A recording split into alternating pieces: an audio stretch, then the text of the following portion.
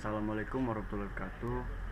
Perkenalkan diri, nama Novan Pasa Hasan, NPM 1953034007. Saya di sini akan membacakan buku mengenai ekologi perairan tawar, karangan Bapak Agus Sugianto.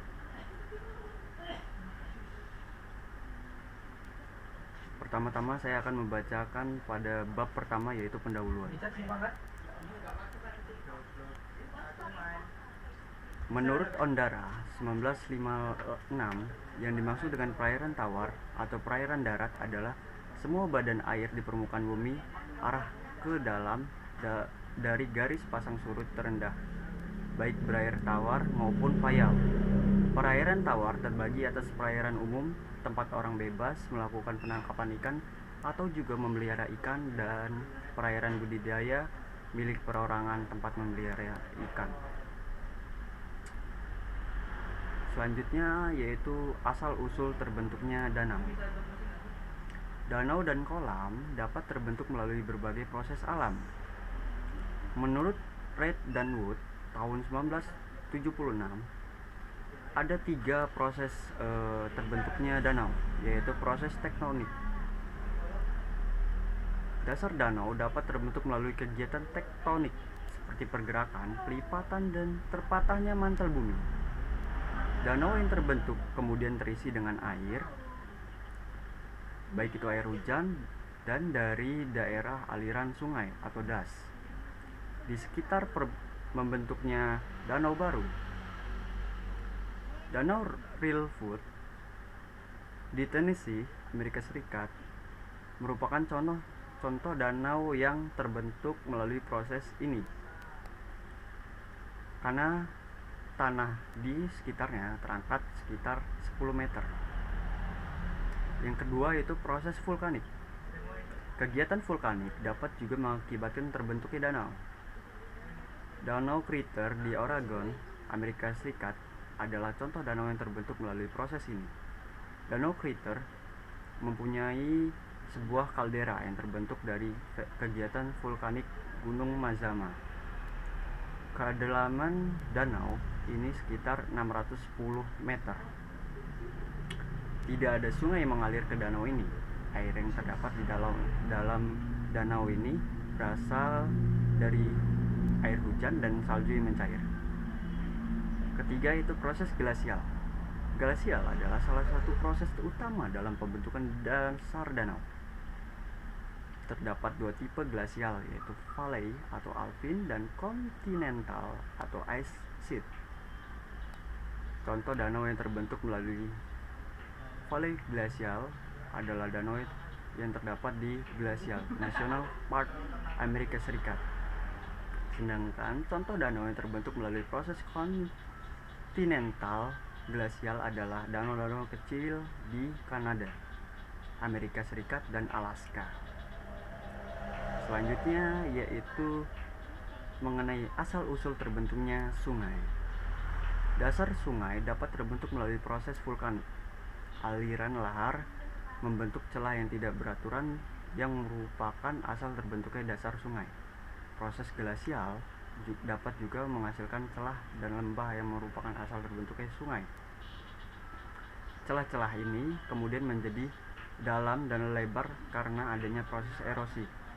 Sumber air sungai dapat berasal dari air tanah yang keluar sebagai mata air dan air hujan.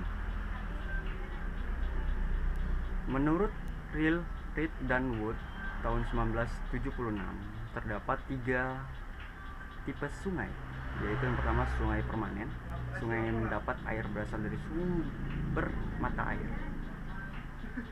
Yang kedua itu sungai intermittent, yaitu sungai yang mendapat air terutama dari surface runoff atau aliran permukaan.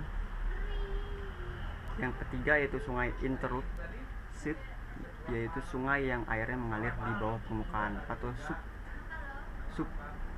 subsurface. Itulah mengenai bacaan saya mengenai bab 1, yaitu asal-usul terbentuknya sungai dan asal-usul terbentuknya danau.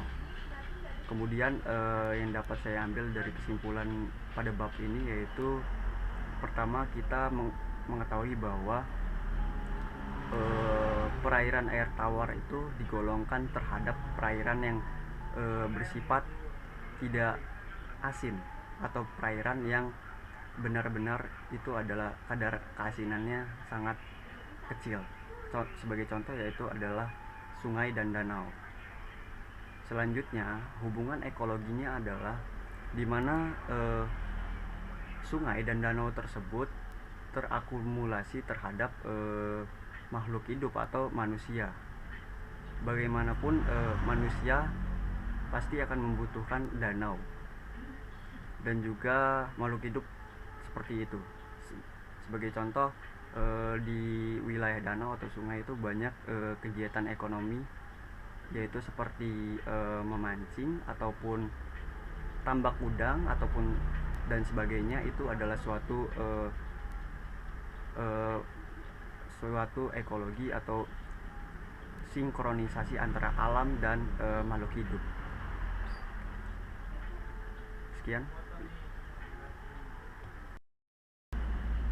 Baik, selanjutnya saya akan membacakan bab 2, yaitu faktor pembatas. Faktor pembatas adalah faktor tunggal yang paling tidak tercukupi dalam sebuah ekosistem. Faktor ini merupakan faktor penentu ada tidaknya suatu spesies tumbuhan atau hewan. Beberapa faktor pembatas penting pada ekosistem perairan tawar yang perlu diamati dan diukur pada setiap studi tentang ekosistem perairan tawar, yaitu 1. Suhu. Suhu merupakan suatu faktor pembatas penting di ekosistem perairan tawar karena jasad-jasad akuatik seringkali kurang dapat menoleransi perubahan-perubahan suhu atau bersifat stenothermal. Akibatnya, ada pencemaran panas yang ringan pun akan dapat berakibat luas. Juga berubah-ubah suhu menghasilkan sirkulasi dan stratifikasi suhu yang khas yang sangat berpengaruh terhadap kehidupan akuatik.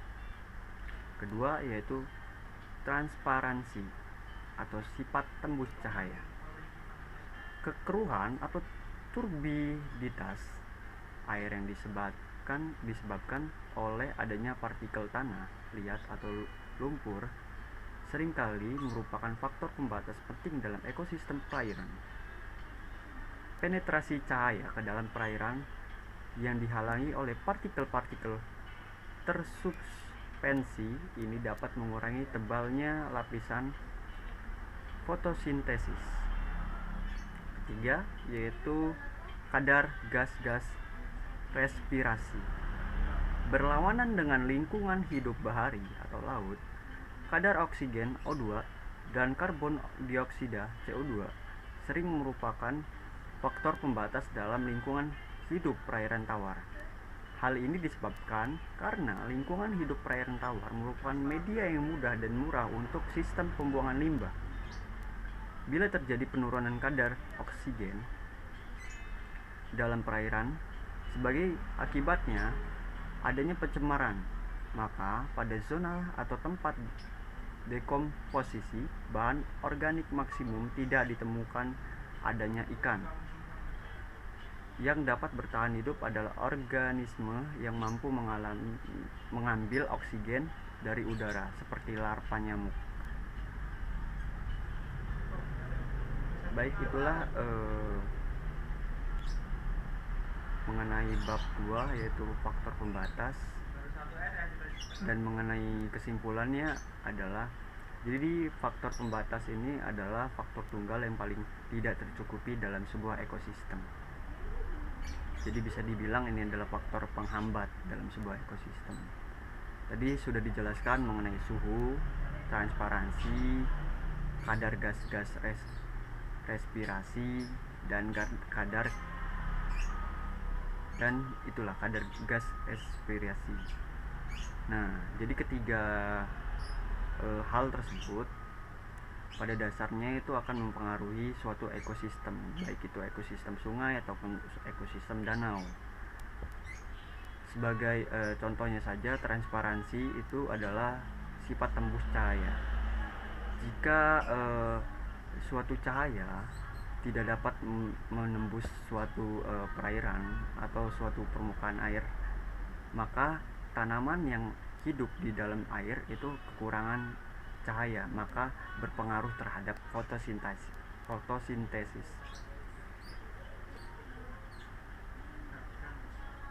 Dan juga apabila suhu terpengaruh, apabila alam terpengaruh terhadap suhu, maka suatu ekosistem itu juga akan mengakibatkan keadaan yang tidak stabil, mulai dari akibat dari cuaca yang tidak mendukung seperti musim kemarau, itu akan rawan terhadap terjadinya kekeringan, dan itu akan berdampak terhadap kebakaran mungkin. Dan juga dari misal kita dilihat dari segi musim penghujan, itu akan mengakibatkan juga terhadap media atau ekologi dari alam tersebut. Sebagai contohnya yaitu jika terjadi hujan terus menerus selama seminggu, itu akan menyebabkan banjir. Nah, itulah adalah salah satu atau contoh dari faktor pembatas. Mungkin itu.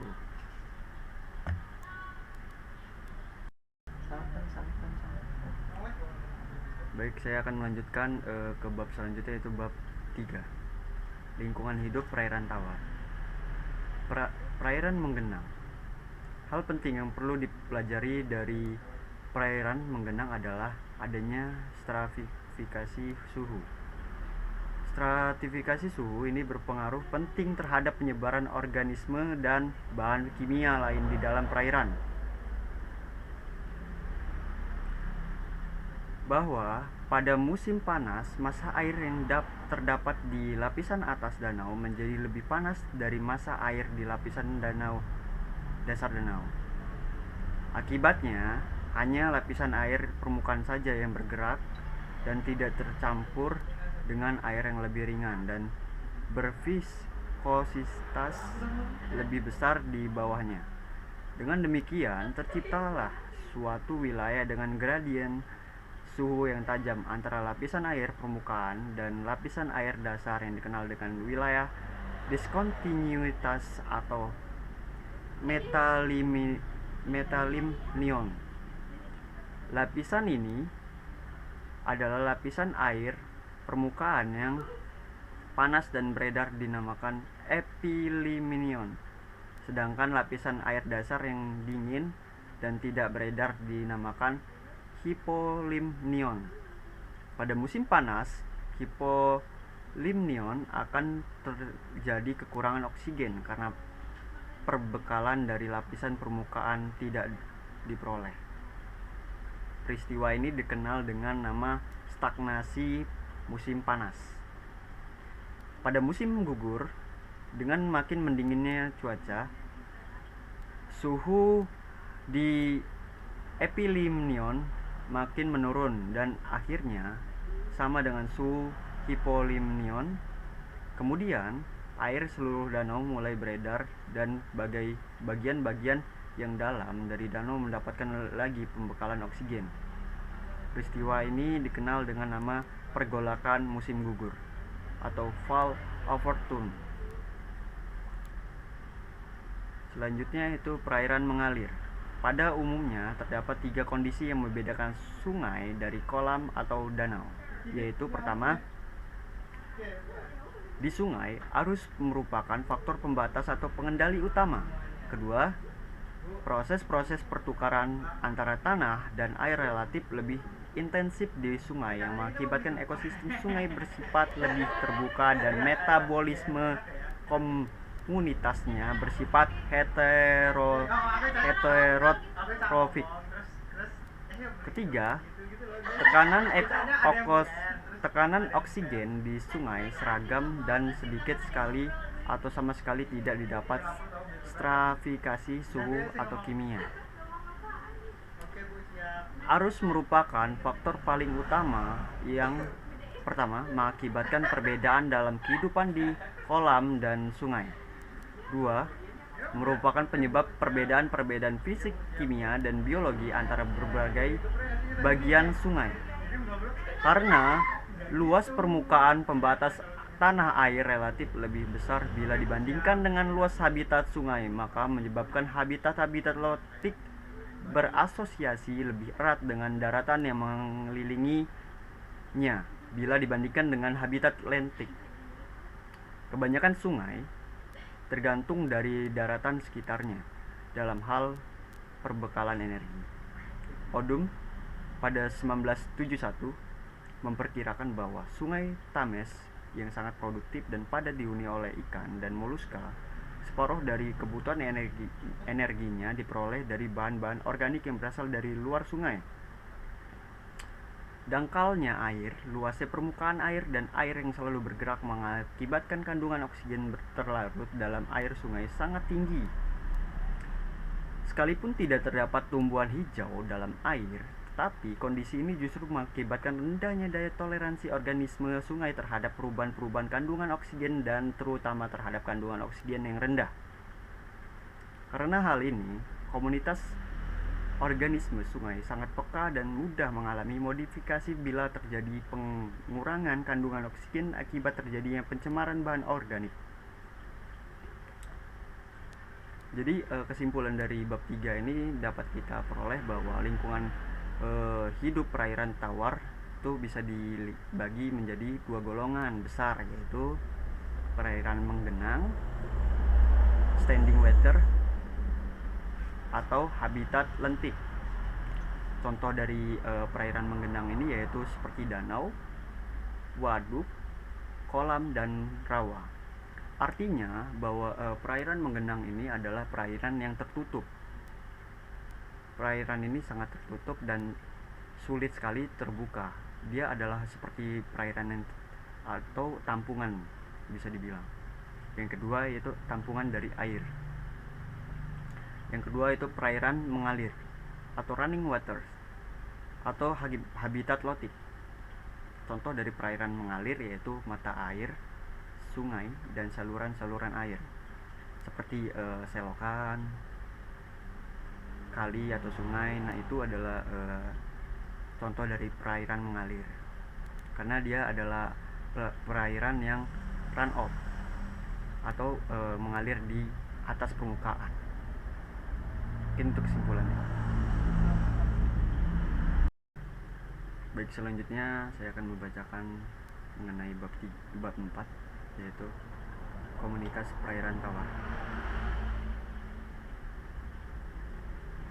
Komunitas lentik yang berisikan 3 komunitas atau 3 jenis komunitas, atau dibagi dengan 3 jenis komunitas. Yang pertama itu komunitas mintakat litoral, wilayah berakhir dangkal di mana penetrasi cahaya dapat mencapai dasar perairan. Di mintakat litoral terdapat 3 tipe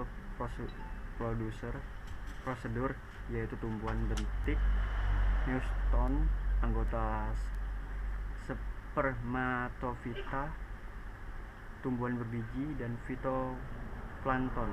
Tumbuhan bentik diantaranya adalah teratai, neuston adalah pistia, dan fitoplankton terutama Bacillarias.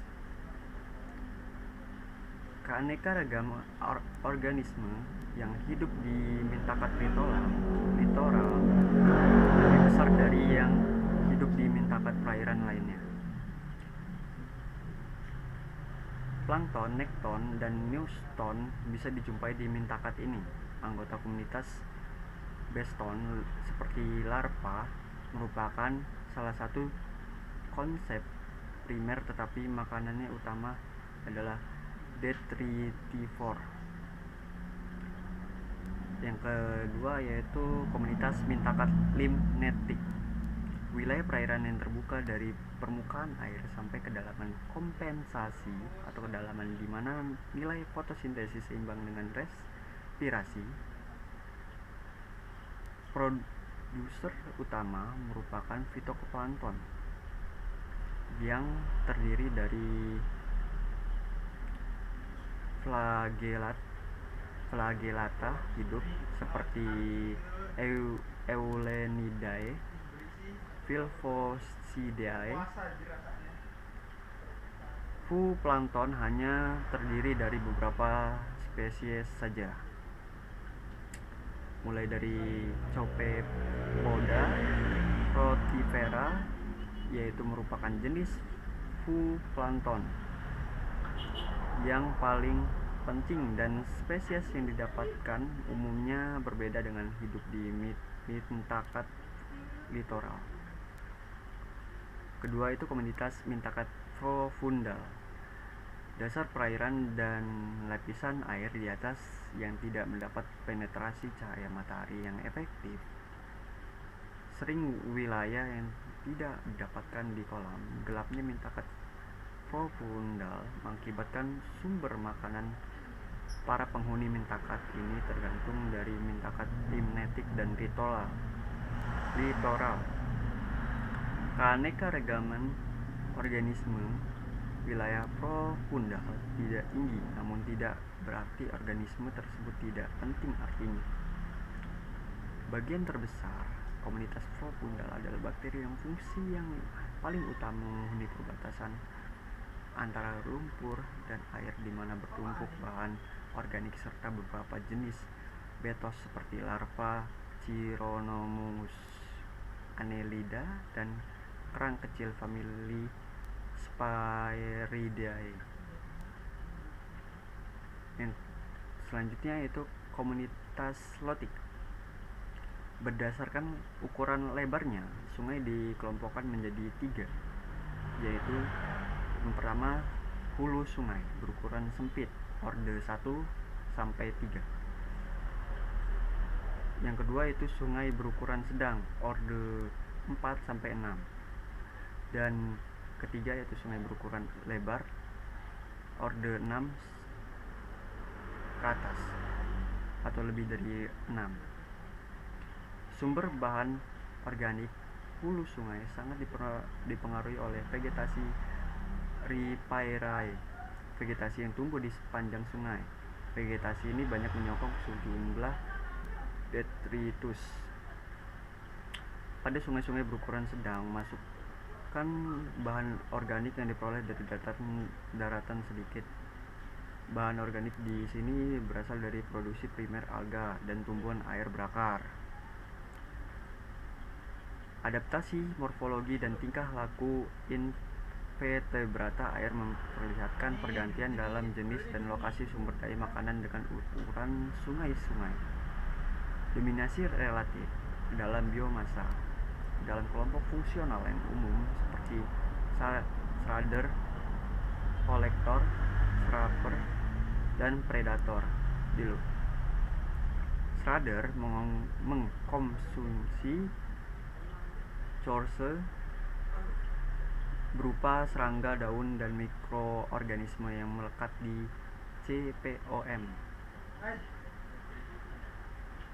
Dominasi scraper maksimal di sungai ukuran sedang, di mana lebih dari 1 ppr. Shredder diduga menjadi kodominasi dengan kolektor di hulu sungai. Hal ini menggambarkan betapa pentingnya vegetasi riparian yang merupakan sumber dari CPOM. Baik, itu mungkin isi dari bab 4 ya, mengenai konsep perairan tawar. Dan dari sini saya mengambil kesimpulan atau resume mengenai bahwa dalam bahasan ini lebih kayak condong ke bidang biologi ya, mungkin seperti itu. Namun saya dapat menangkap bahwa setiap organisme itu memiliki komunitasnya yang berbeda-beda. Mulai dari tadi ya seperti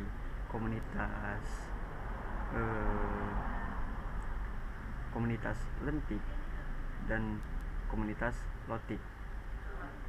itu sangat berbeda dari segi mulai dari sifat dan bahan makanan. Karena organisme perairan tawar dapat diklasifikasikan berdasarkan kedudukannya dalam rantai makanan atau energi. Autotrof, produser, tumbuhan hijau berakar. Dia memakan jasad rentik, dan itu dibuat dalam jenis fotosintesisnya. Jadi dia berfotosintesis dari jasad rentik, seperti ada yang namanya tumbuhan-tumbuhan yang pemakan serangga. Nah, itu adalah salah satunya. Jadi setiap komunitas itu berbeda-beda seperti itu. Bab 5. Ekosistem estuaria. Estuaria adalah sebagai suatu tempat di mana sungai bertemu dengan laut yang datang di bawah pengaruh pasang surut, membentuk zona transisi antara air tawar dan air laut. Namun banyak tipe badan air pantai lain ternyata mempunyai karakteristik estuaria. Oleh karenanya, batas yang lebih luas tentang estuaria sangat diperlukan. Dalam hal ini, kemudian estuari didefinisikan sebagai badan air pantai yang semi tertutup yang berhubungan bebas dengan laut. Dengan demikian, estuaria dipengaruhi oleh pasang surut air laut, dan di dalamnya terjadi pencampuran antara air laut dengan air tawar dengan kadar yang masih dapat diukur yang berasal dari drainase daratan. Biota di ekosistem estuaria. Estuaria mempunyai perubahan salinitas yang sangat besar. Kondisi ini menyebabkan tidak banyak hewan yang mampu beradaptasi di lingkungan ini. Kekayaan spesies di estuaria umumnya lebih rendah dari ekosistem di sekitarnya, laut dan darat. Di ekosistem ini tidak ditemukan Sphalopauda dan Echinodermata. Terdapat 3 kelompok hewan yang ditemukan di ekosistem estuaria, yaitu spesies laut, air tawar, dan air payau. Kelompok hewan yang berasal dari laut merupakan kelompok indominan baik yang bersifat stenohylin dan euryhalin. Spesies stenohylin misalnya Cherastoderma edule toleran terhadap perubahan salinitas yang sempit dan menyebar di daerah dengan salinitas 30-40 per mil. Selanjutnya, adaptasi organisme estuaria. Organisme estuaria berhadapan dengan kondisi lingkungan yang sangat ekstrim, khususnya terhadap perubahan salinitas. Mekanisme adaptasi terhadap perubahan gradien ionik dan osmotik bervariasi sangat luas di antara spesies estuaria. Beberapa spesies osmokonformer mampu meregulasi kadar garam tubuh sama dengan kadar garam lingkungannya. Kemampuan spesies ini untuk menembus estuaria tergantung pada toleransinya terhadap kadar garam. Selanjutnya, produktivitas estuaria. Estuaria dikenal sebagai ekosistem yang mempunyai produktivitas tinggi. Ia mempunyai produktivitas primer rata-rata 1.500 gram berat kering ataupun per tahun. Sedangkan laut terbuka hanya 125 gram berat kering atau berat keringnya perairan paparan benua 360 gram berat kering per tahun. Danau dan sungai 400 gram. Estuari tidak hanya produktif dalam tropik level dan aliran energi biologis, namun ia berperan penting sebagai spawning dan nursery ground bagi spesies-spesies ikan laut yang melakukan migrasi dan sebagai feeding dan testing area bagi spesies-spesies burung air.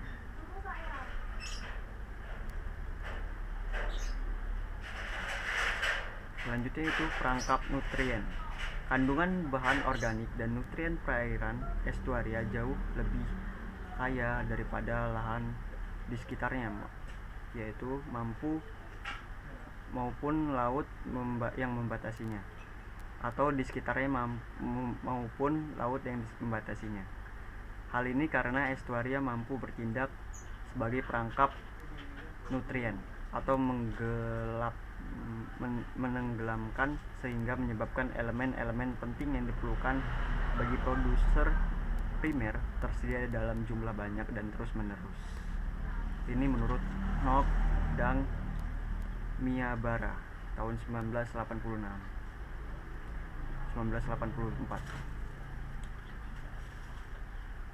Terperangkapnya nutrien ini disebabkan oleh pertama proses sedimentasi alami yang mengandung mineral liat dalam prosentase yang tinggi.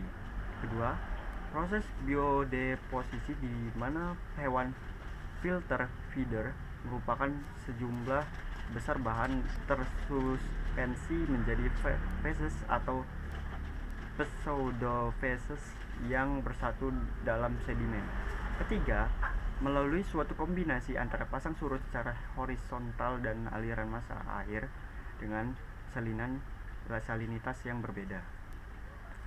Sayangnya, apabila drainase dari daratan mengandung bahan pencemar atau seperti limbah-limbah industri yang menjadi pencemaran, maka tidak hanya nutrien saja yang terperangkap, namun bahan pencemaran seperti minyak, pestisida, logam berat, dan bahan radioaktif juga dapat terperangkap dalam proses-proses di atas. Itulah bacaan saya mengenai bab 5, yaitu ekosistem estuaria. Saya mengambil kesimpulan di sini bahwa estuaria itu adalah tempat di mana atau zona di mana air laut dan air tawar bertemu. Jadi ini bisa dikatakan bahwa pertemuan dua ini adalah seperti misalnya muara, air bermuara di lautan. Nah, itu adalah tempat di mana seperti air yang terkandung dalam kandungan air di muara atau zona tersebut itu 50% itu adalah air tawar dan 50% adalah air asin. Jadi kalau saya pahami dari bacaan tersebut bahwa ikan yang atau hewan yang tumbuh dan berkembang di perairan tersebut, yaitu seperti contohnya adalah ikan batu atau ikan yang beracun tersebut, terus adalah jenis udang-udangan dan kepiting. Dan juga dalam jenis flora itu adalah dalam jenis bakau-bakauan atau mangrove. Dan itu ada zona-zonanya ya. Dan adaptasinya pun itu beragam. Setiap hewan itu berbeda-beda. Karena dalam tempat atau zona tersebut itu rawan terhadap pencemaran, baik itu pencemaran dari wilayah daratan atau air tawar maupun air laut. Itu sangat riskan terhadap pencemaran. Mungkin itu saja. Baik, selanjutnya saya akan membacakan mengenai bab 6, yaitu ekosistem hutan mangrove. Keberagaman jenis tumbuhan di ekosistem hutan mangrove. Mangrove di Indonesia mempunyai keragaman jenis yang tinggi. Tercatat ada sebanyak 89 jenis tumbuhan yang terdiri dari 35 jenis berupa pohon dan 9 jenis perdu, 9 jenis liana, 5 jenis terna, 29 jenis epifit, dan 2 jenis parasit. Di pantai terbuka, pohon yang dominan dan merupakan pohon perintis pionir umumnya adalah api-api dan pedada. Api-api cenderung hidup di tanah yang berpasir agak keras dan berada pada tanah yang berlumpur lembut. Pada tempat yang terlindung hempasan ombak, komunitas mangrove terutama didominasi oleh bakau.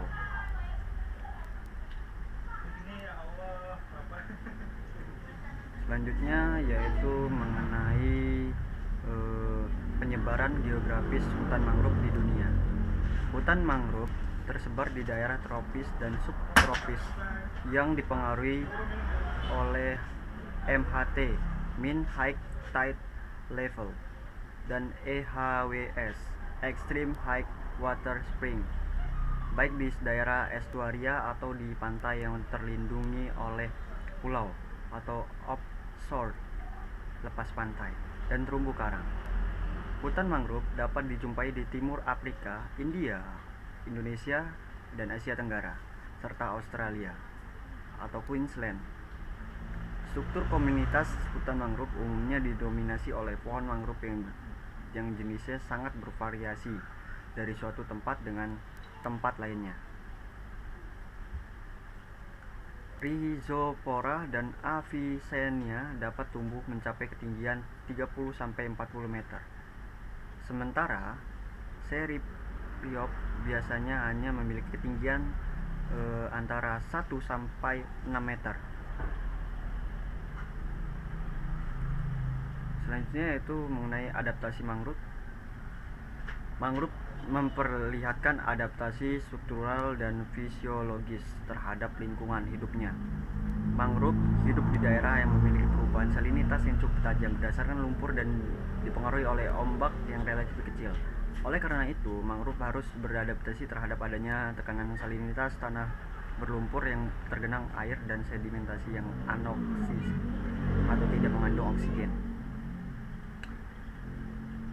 Selanjutnya yaitu produktivitas ekosistem mangrove.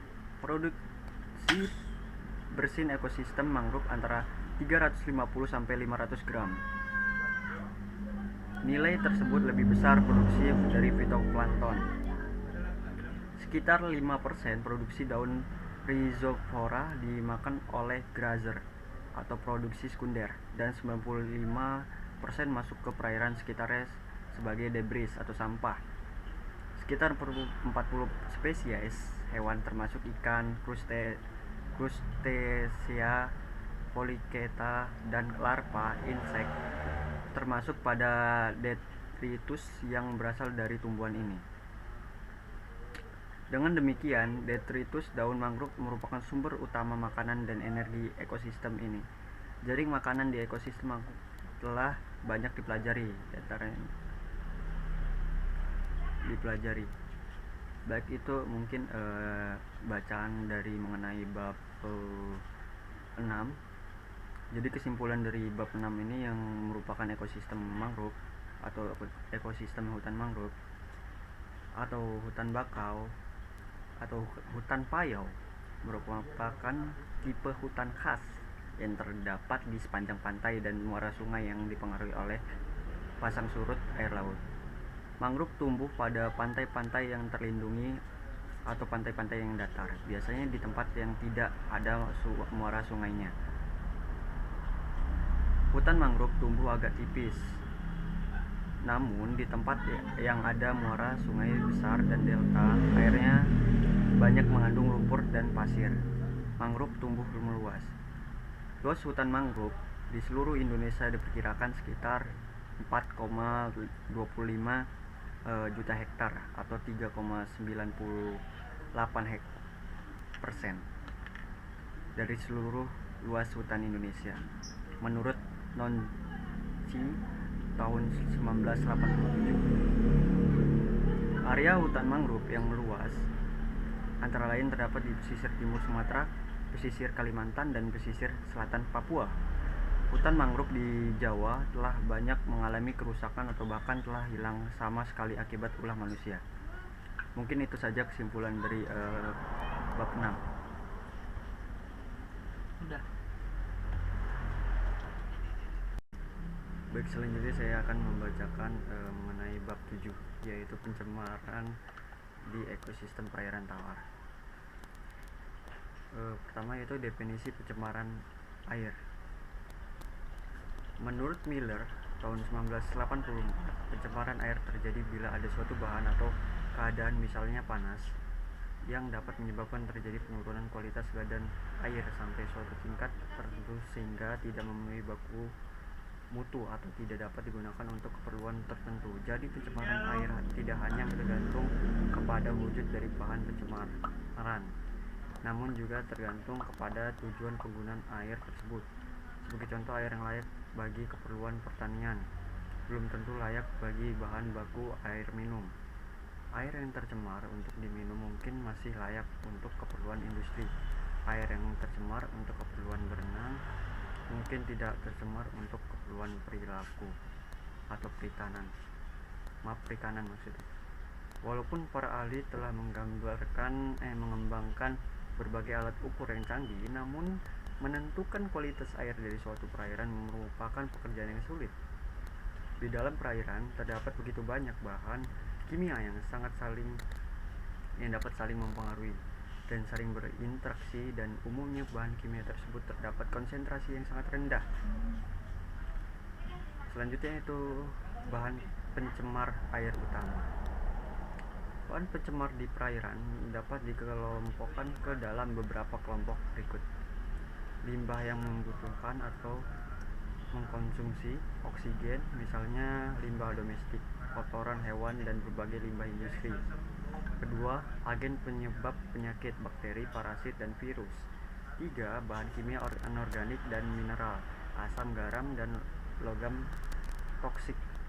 Empat, bahan kimia organik, sintetik, plastik, deterjen, limbah industri, minyak, pembersih, septic tank, dan pestisida. 6. Sedimen, tanah liat dan bahan padat lainnya yang berasal dari erosi di daratan. 7. Bahan radioaktif. 8. Bahan berasal dari air pendingin atau cooling water, pembangkit listrik, dan industri. Dalam bentuk jumlah, sedimentasi atau padatan tersuspensi dalam air yang berasal dari erosi di daratan merupakan sumber pencemaran air terbesar di bumi. Laju erosi di daratan secara alami umumnya tinggi di sebagian besar di lokasi di dunia ini dan dapat meningkat 4 sampai 9 kali karena adanya pengembangan pertanian, 10 sampai 100 kali karena pembuatan bangunan yang tidak berhati-hati, dan 50 sampai 500 kali karena aktivitas pembangunan yang tidak terkendali, menurut Miller tahun 1984.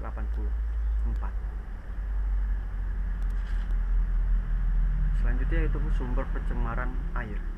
Sumber pencemaran air dapat diklasifikasikan ke dalam: 1. Sumber tetap atau berasal dari lokasi yang dapat diidentifikasi. 2. Sumber tidak tetap. Sumber tetap adalah semua limbah yang berasal dari sumber yang dapat diidentifikasi dan mudah dikontrol.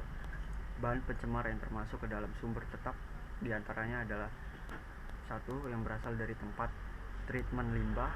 2. Runoff, limpasan dari saluran-saluran sanitasi dan daerah urban atau perkotaan. Dan 3. Industri. 4. Tempat-tempat penyembelihan ternak.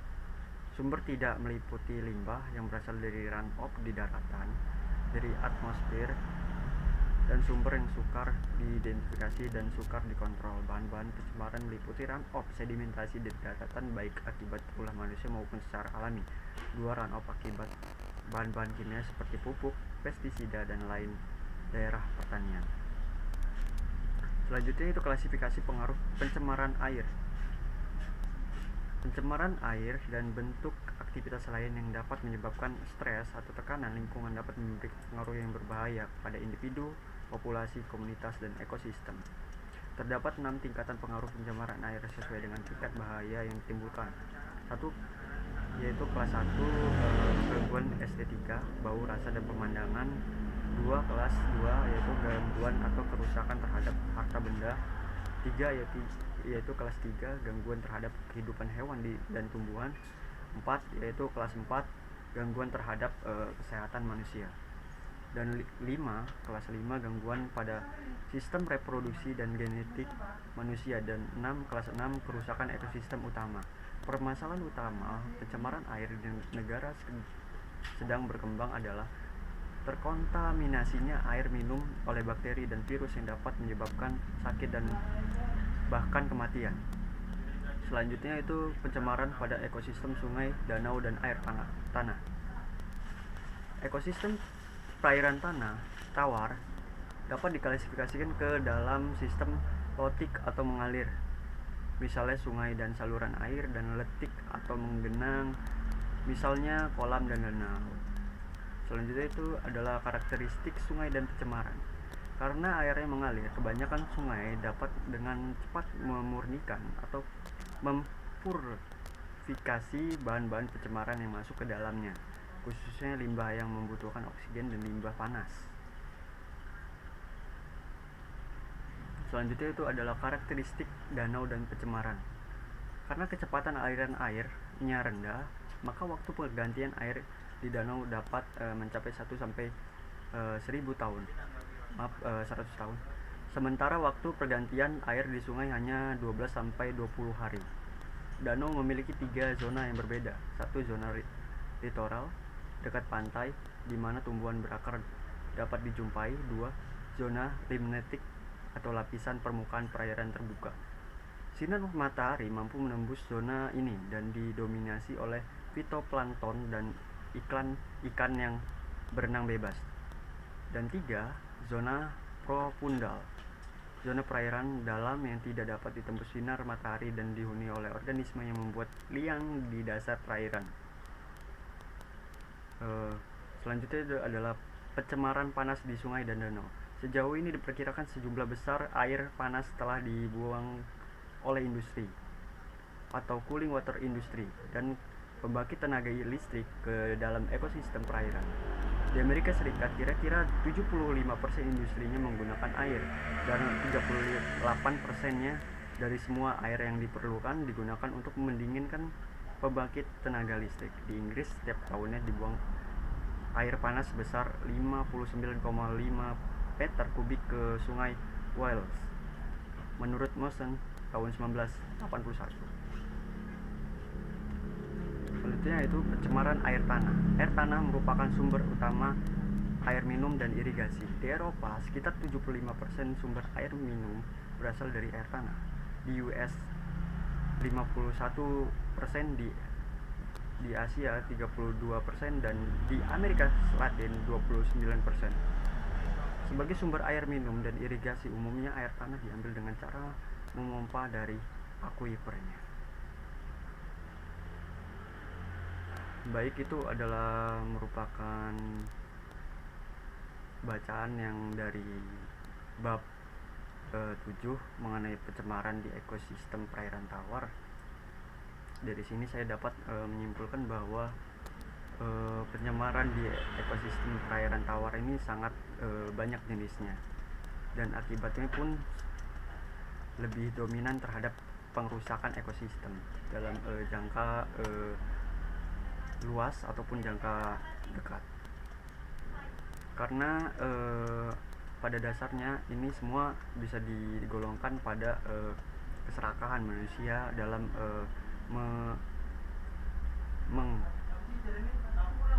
mengkombinasikan keperluannya dalam terhadap alam. Jadi bisa dipahami rasa kecintaan atau kesadaran terhadap alam harus diperlukan dalam hal ini. Ini adalah menurut saya pokok dari bahasan ini, karena ini banyak sekali klasifikasi pengaruh pencemaran air dan lain-lainnya, sampai ada yang kelas 1 sampai tingkatan kelas 6. Sekian.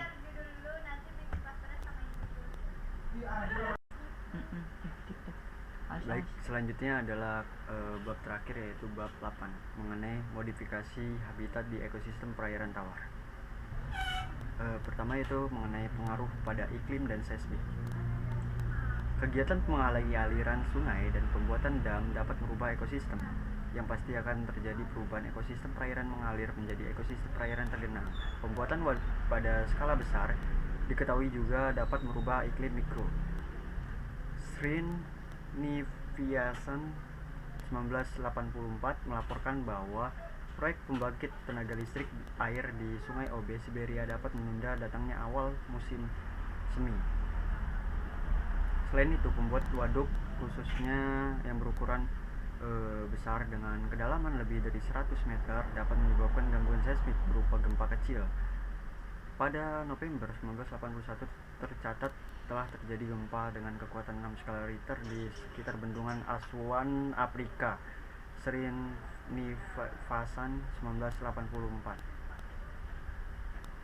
Selanjutnya itu pengaruh pada kualitas air.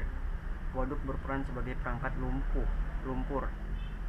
Oleh karenanya, bahan tersuspensi akan segera mengendap bila masuk ke dalam waduk.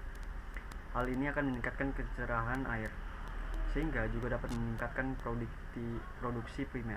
Di kebanyakan reservoir waduk di India, bloom atau ledakan populasi fitoplankton terjadi pada saat pertama kali menggenangnya atau penggenangan.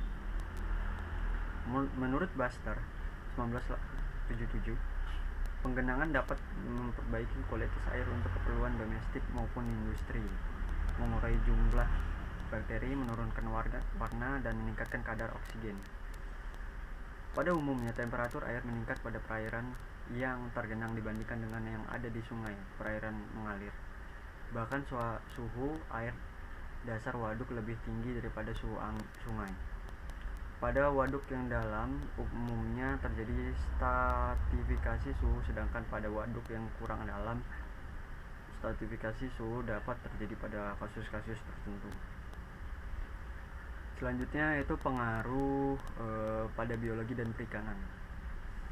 Pada umumnya, ikan dan habitatnya akan terpengaruh oleh adanya kegiatan manipulasi pada sungai, misalnya pembuatan dam atau waduk. Pengendapan lumpur dalam waduk dapat menyebabkan dasar perairan menjadi berlumpur sehingga tidak baik bagi invertebrata bentik dan dapat mengurangi kelimpahan dan produksi ikan bentifora. Hal ini juga dapat merusak spawning ground, tempat memijah ikan-ikan yang biasa hidup di batu, atau gravel spawning fish.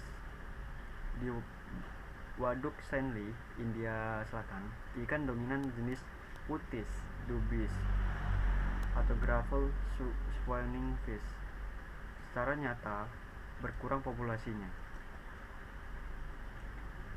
Selanjutnya itu ancaman tumbuhan air dalam waduk. Ada dua aspek yang berhubungan dengan masalah ini. Pertama, kehadiran pohon-pohon yang masih tersisa dan tertancap kokoh walaupun sudah mati dalam waktu lama setelah penggenangan. Kondisi ini terjadi juga di Waduk Jatiluhur, Jawa Barat. Kedua, melimpahnya tumbuhan air baik yang mengapung maupun yang melayang dalam air. Pohon-pohon besar yang tersisa dan tertancap di ini dapat mengganggu arus transportasi dan operasi penangkapan ikan. Oleh karena itu disarankan agar pada daerah-daerah yang akan tergenang oleh adanya pembuatan waduk, pohon-pohon besar sebaiknya ditebang. Selanjutnya itu pengaruh pada kesehatan masyarakat. Di bagian besar negara tropis, pembangunan saluran air irigasi dapat menciptakan lingkungan yang baik bagi parasit penyakit yang ditularkan lewat air seperti filariasis dan malaria. Kejadian sitosmiasis dan malaria sering meningkat di wilayah terdekat. Waduk yang baru dibangun. Pantulu 1983 mencatat bahwa terjadi 35% peningkatan opisthosiasis di Thailand sebagai akibat pembangunan dam Nang Pong. Adanya genangan-genangan kecil di bawah waduk memberikan kondisi yang baik bagi penyakit malaria. Sesudah pembangunan dan saat hamur di India, terjadi peningkatan penyakit malaria di lokasi sekitar dam tersebut. Selanjutnya itu pengaruh pada daerah hilir, downstream. Pengeluaran air dari bagian bawah waduk walaupun mengandung kadar oksigen rendah, namun dapat segera meningkat kembali pada jarak tidak jauh dari dam sekitar 50-150 meter akibat adanya aerasi oleh bergolaknya air yang keluar dam.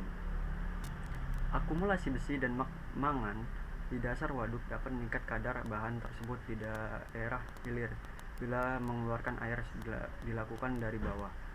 Air yang melebihi kadar besinya tidak baik bagi air minum, pembuatan es, cuci pakaian, industri kertas dan fotografi dan lainnya. Adanya gas yang sangat jenuh yang dihasilkan oleh bergolak air yang keluar dari pintu air dapat berbahaya bagi ikan salmon dan traun yang mencerna air yang sangat jenuh dengan gas nitrogen kejenuhan sekitar 134% dapat mati.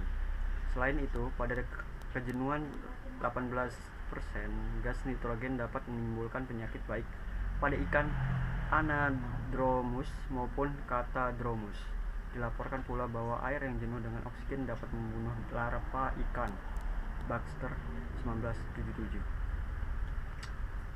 Dampak utama pembangunan dam adalah menciptakan barir atau penghalang sehingga menghalangi migrasi ikan Andromus maupun Catadromous.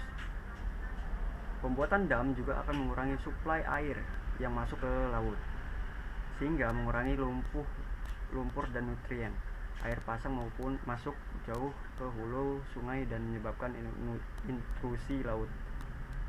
Akhirnya menyebabkan erosi pantai serta dapat menurunkan produksi ikan di perairan pantai.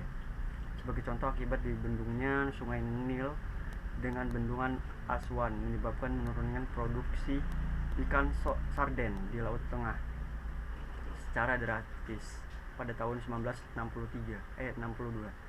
Produksinya sekitar 18.000 ton, tetapi pada tahun 1968 hanya 500 ton menurut Baxter 1977. Sekian bacaan mengenai bab 8 dan saya akan sedikit menarik kesimpulan mengenai bab ini bahwa modifikasi habitat di ekosistem perairan tawar yang notabene adalah pembangunan mengenai pembangunan dam atau waduk ini memiliki tujuan sebenarnya dan manfaat, yaitu pertama itu adalah mengendalikan banjir di daerah hilir, 2 pembangkit listrik tenaga air, 3 mengatur air irigasi agar mencukupi sepanjang tahun, 4 perikanan dan rekreasi. Selain dampak positif di atas, pembangunan dam atau waduk juga menimbulkan dampak negatif terhadap lingkungan, baik pada lingkungan waduk itu sendiri dan lingkungan sekitar.